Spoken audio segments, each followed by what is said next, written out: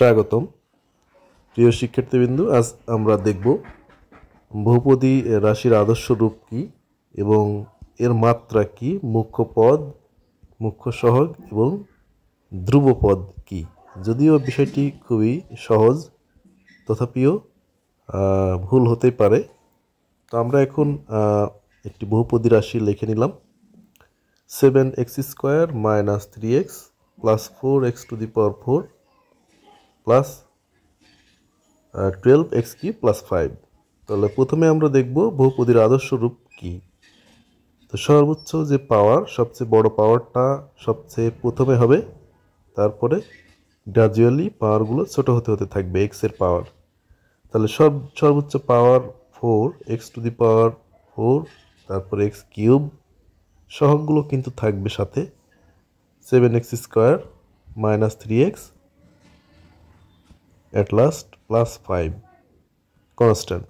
তাহলে এটাই হচ্ছে এই বহুপদীর আদর্শ রূপ, অর্থাৎ সাজিয়ে লেখা, পাওয়ারের ক্রম অনুসারে লেখা, পাওয়ারের অধক্রম অনুসারে লেখা, সর্বোচ্চ পাওয়ার থেকে আস্তে আস্তে ছোট পাওয়ারের দিকে যাবে।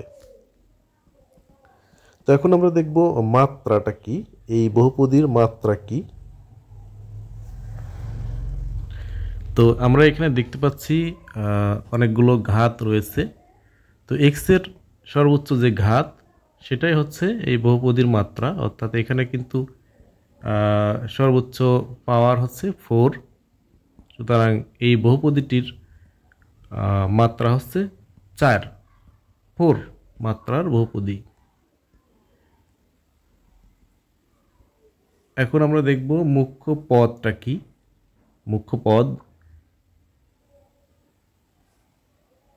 তো এখানে সর্বোচ্চ মাত্রা ছিল আমাদের যে পদে, সেই পদটি হবে হচ্ছে মুখ্য পদ।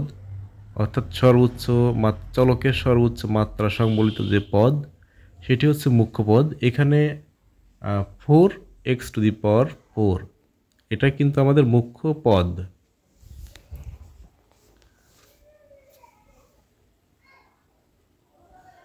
এখন মুখ্য সহগ কোনটি হবে?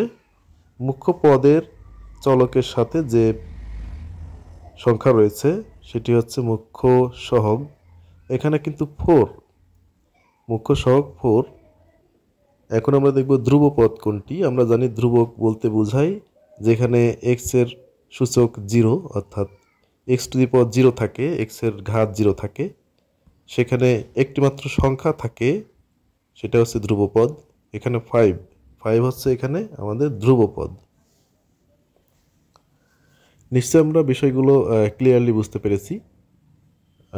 বহুপদীর আদর্শ রূপ কি, মাত্রা কত, মুখ্য পদ কোনটি, মুখ্য সহগ কি এবং ধ্রুবপদ কোনটি।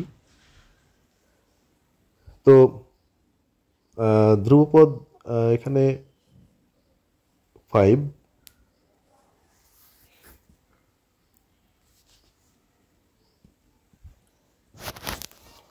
আরেকটি উদাহরণের সাহায্যে আমরা দেখি।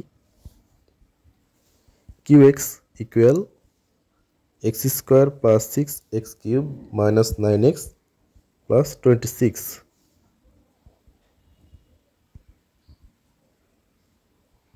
এই বহুপদীর আদর্শ রূপ কি হবে?